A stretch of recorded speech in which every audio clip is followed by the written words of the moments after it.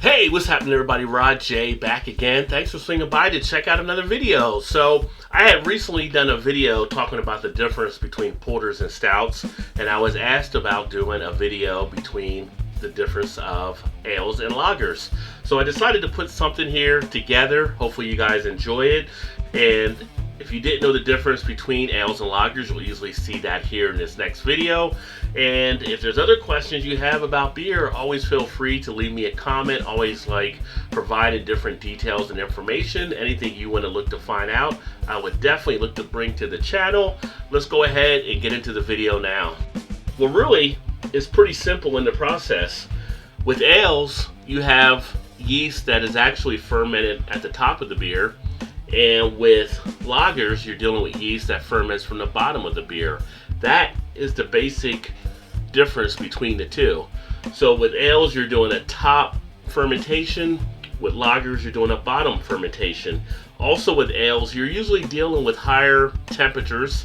For the yeast to perform, it needs to be somewhere usually between 59 to 77 degrees Fahrenheit. And when you're dealing with lagers, you're usually looking at something between 50 to 62 degrees Fahrenheit. So a lot colder space for making lagers. When you think of the ales and the lagers, you have many other sub-styles of those styles. You have the pale ales, you have the Scottish ale, you have the Dortmunder, you have the Pilsner. Depending on how that yeast forms that beer tells you whether it was a lager or an ale.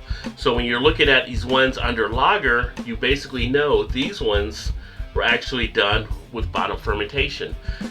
With the ales, again, you have the top, and you do have some that do intersect, as you can see.